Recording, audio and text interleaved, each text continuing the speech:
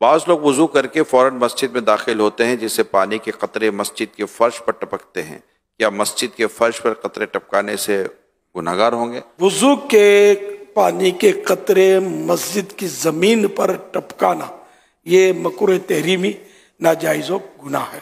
کوئی نماز پڑھ رہا ہو اور اس کی ٹوپی گر جائے، کیا اس کے سر پر رکھ سکتے ہیں؟ نہیں رکھ سکتے، اس کی نماز میں توجہ بٹے گی۔ امام کی سورہ فاتحہ ختم ہونے کے بعد مقتدی کیا آخر میں آمین کہیں گے؟ جی ہاں، آمین کہیں گے مگر آہستہ۔ آہستہ قرات والی نماز میں کیا مقتدی تلاوت کرے گا؟ نہیں کرے گا۔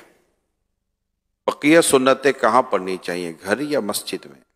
گھر بھی پڑھ سکتا ہے، لیکن اب آج کل ماحول ایسا کہ اگر گھر میں پڑھنے جائے گا تو لوگ سمجھیں گے یہ سنتیں نہیں پڑھتا، اس لیے مسجد میں پڑھی جائے۔ جماعت کی رکعت حاصل کرنے کے لیے مسجد میں بھاگ سکتے ہیں؟ نہیں، مسجد میں دوڑنا منع ہے۔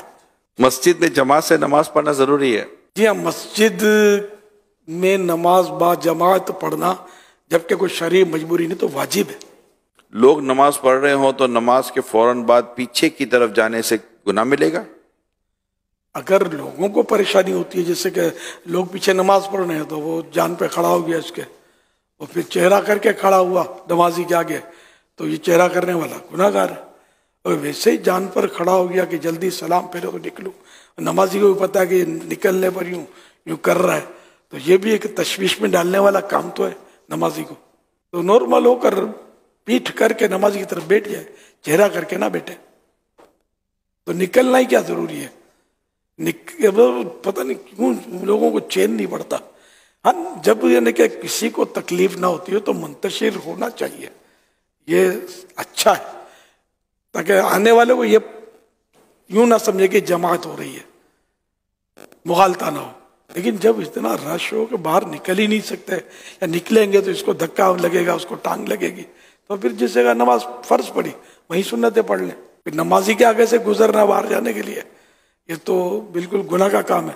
اور اگر ایسی جگہ پر بھیڑ میں سائڈ پہ گلی ٹائپ کی جگہ موجود ہے تو ٹھیک ہے، اس سے گزر جائے۔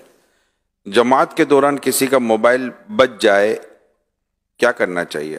اگر عمل قلیل کے ذریعے، عمل قلیل نے دیکھنے والا یہ نہ کہے کہ یہ نماز میں نہیں ہے، یا ظن غالب آ جائے کہ یہ نماز میں نہیں ہے، تو یہ عمل کثیر کہلاتا ہے۔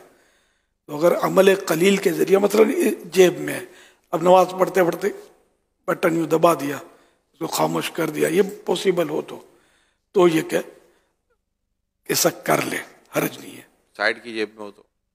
سائیڈ کی جیب میں ہو تو زیادہ تر نہیں ہوتا، رکوع سے اٹھے سمع اللہ لمن حمدہ یوں تو بات ہے، لیکن یہ ہے بہت مشکل۔ یعنی کوئی بھی عمل قلیل کے ذریعے یہ، جی ہاں، عمل قلیل کے عمل ذریعے، تھوڑا عمل، کثیر من زیادہ عمل۔